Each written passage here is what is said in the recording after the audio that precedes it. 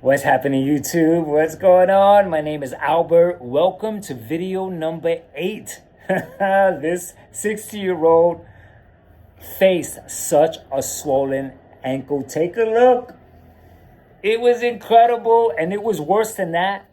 But I decided to start making videos December 17th when I said, you know what, let's take progress notes, because I decided to deal with it naturally.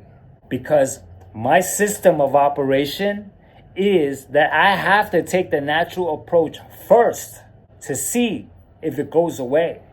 The natural approach. Because if I seek outside help and then they give me medication, but I continue to do the things that cause the inflammation and the pain, now I have 2 problems. And then when I receive the bill, 3 problems.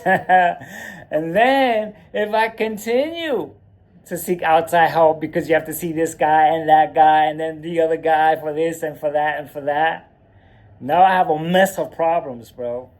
And so taking this approach, the natural approach, helps me rule out the possibility that if it's me and I've been causing it, to see if it'll go away, which it did. And so it worked. My plan worked, man. And so it's gone, bro. Take a look. Yeah. No swelling. So I am 7 days in a row free from migratory pain. If anyone doesn't know what migratory pain and inflammation is, this means, right, that if I have pain here, next day it'll move to here, and then move to here, the inflammation will be here, and then move to here. That's migratory. It moves around, and it's considered a phenomenon because they don't know what the hell is going on, how pain could just shift around in one area. Now, I had this over 20 years ago, but up here and my upper legs. And so I dealt with that 20 years ago, which was considered an autoimmune problem. So I dealt with that. I've been free from that for like 20 years. And so now I'm facing it like this, but it's kind of bizarre. So this is what I ended up facing, right? I'm not supposed to eat chemicals. I'm allergic to chemicals. I get blotches. I get all these red patches. I get sick over it. And so these blotches, they start to hurt if I continue to eat more chemicals. And so I have to stay away from chemicals. But since I've been doing so good, free from any problems for 20 years, I started to splurge here and there. And so I found an area where I started to eat a lot more ice cream than usual. Now, just like a drinker, right? If you have 1 or 2 drinks, you're cool. But if you have 10, you're not cool. The same thing with ice cream, bro. I can have one every once in a while, but if I splurge too much, I'm no good, bro. So that's number 1, is the chemicals that they put in these things, whatever they are, the sweeteners that are not natural, those type of things. And it could also be in the sauces, because I started to have sushi and stuff like that. But in the sauces, they may put chemicals in the sauces for taste.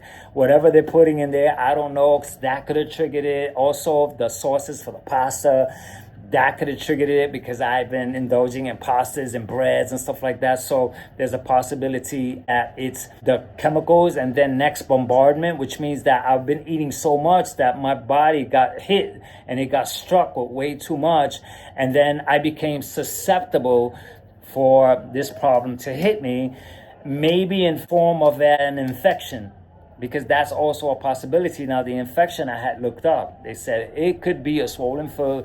A possibility could be salts infection. For me, the chemicals. And so I started to take a look at that while I faced everything naturally. And so, like I said, I did good. The swelling went down. I reported progress, and I felt like I was on my way. And then in 2 days, it came back. And when it came back, I realized I celebrated too quick. So then I went ahead and faced the same measures. Just fruit, mono eating, keeping a closer tab.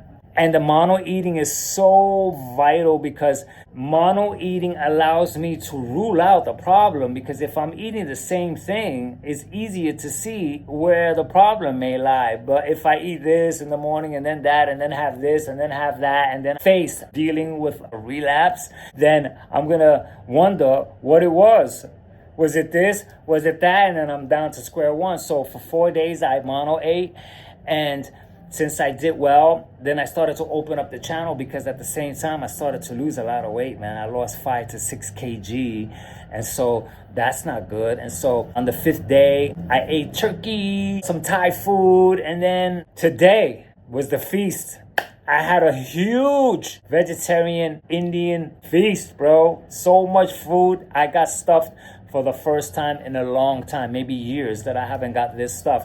I ate so much just to stock up. I took food home and I ate more, and so I'm really stuffed. And I did this on purpose, because at the same time, now I want to see that if I ate good food like vegetarian Indian food and I ate a lot, will it cause swelling? Could that be the bombardment of my body just taking in too much?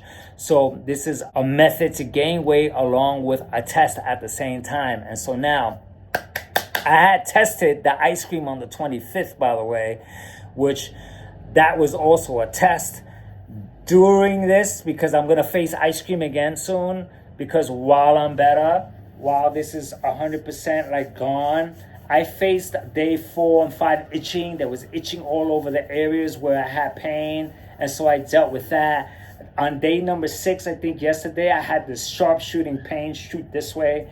And it was weird because it felt like an electrical shock. And so the leg feels wonderful. It doesn't hurt. I'm freaking strong with it. I could work out. I'm back to normal. And so this is my report. 7 days. And so what I'm going to do is that I'm going to copy all the notes from video number 7, and I'm going to transfer it to this video so I can continue keeping a close tab for at least 15 solid days before I go ahead and have ice cream. That's going to be my... Because if I have the ice cream and I'm cool, then I'm still left with the bombardment of too much ice cream during that time period, and maybe I faced some type of a viral infection. Maybe my immune system got weak, and so it allowed me to get sick somehow, and it showed in a form of inflammation, because that could be it. If I have the ice cream, just one ice cream, and everything is good, then that could be the cause that I don't really need to know, but just like food for thought. I don't need to know the cause, by the way, because whatever the cause, I'm going to still do the same thing. I'm going to still mono eat. I'm going to stock up with fruit. I'm going to eat my last meal early. I'm going to allow my system to fast, and I'm going to exercise for whatever it is. If it's brain damage, the same thing. If it's same thing. My protocol will be the same thing. Now, when and if I seek outside help, is because I ruled out everything, and there's really nothing else that I could turn to, right? I'll turn to herbs, I'll turn to fasting, and if I see that all those things, and I see that something else is going on, perhaps organ failure or anything like that, or there's anything fishy going on, accompanied headaches, sickness, foggy, whatever, then I say, well, I did everything I could, then I'll go ahead and seek outside help. And so anyway, this concludes video number 8. Catch ya.